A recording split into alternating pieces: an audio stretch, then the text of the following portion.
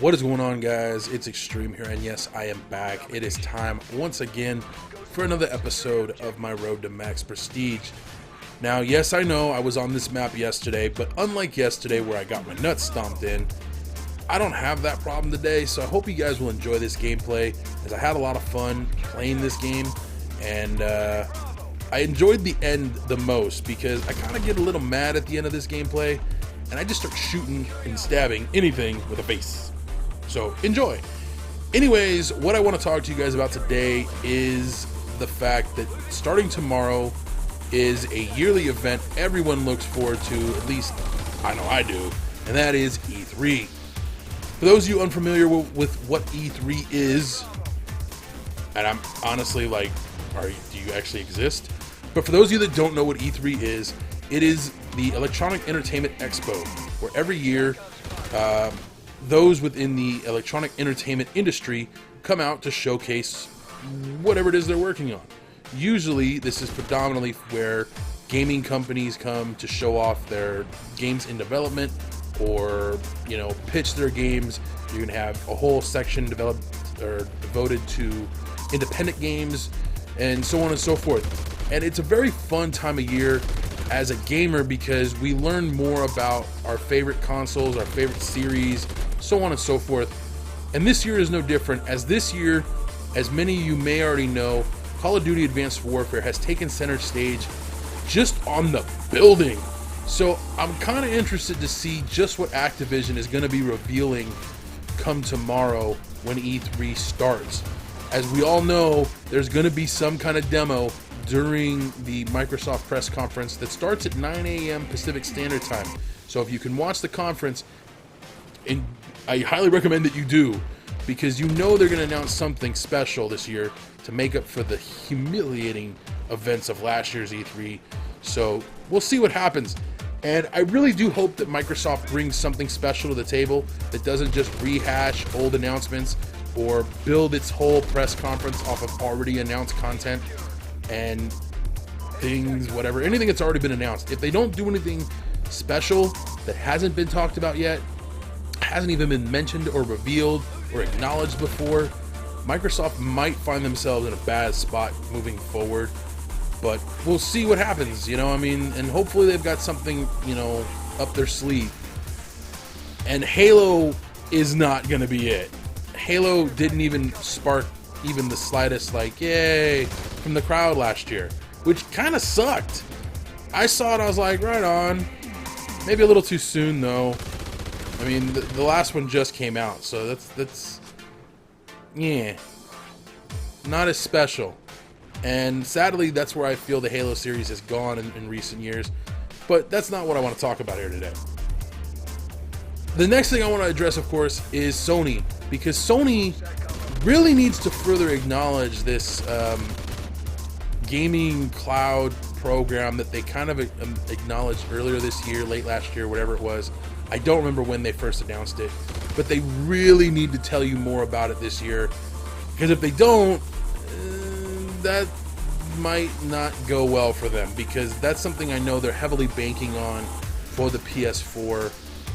And since there is no other way right now for you to play older games on the PlayStation 4, this service has to be something epic. We'll see. Come tomorrow, we will find out more about the, next gen games and all that fun stuff. And as of right now, I'm leaning towards seeing Sony do something just massive and just unexpected. But I don't know. I mean, I gotta be honest with you. I'm still kind of like, what are they gonna do to top last year's E3? Which was really only made better because they were able to take a lot of pot shots at Microsoft. And it worked in Sony's favor that they did that. They can't really do that this year because as of right now, there's really nothing to take a pot shot at. So we'll see what happens. But I really hope something special comes out of this year's E3. I hope we get a whole lot of new information about games that are coming out that have already been announced, as well as some surprise announcements of games that are in development that will be out in the next year, if not sooner. So hopefully that happens, but I'm not banking on it too hard right now. There's been a lot of games getting delayed left and right recently, so it's gonna be interesting to see what happens this year. I hope they don't announce any further delays for any of the games that are already scheduled to come out and have a set release date, you know, like Destiny. So we'll see what happens, but I don't know. I'm really hoping for something big this year. Really want something big. I don't care what company it is that does it, but I want to see something big. Speaking of something big, I hope and pray that Activision brings something huge regarding Call of Duty and Destiny to this year's E3. Because to be honest with you, the main reason I'm getting Destiny, as much as I hate to admit this, is because it's Bungie.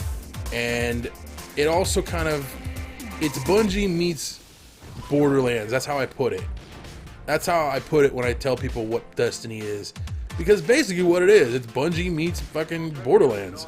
And hopefully that's a good representation of what the product really is.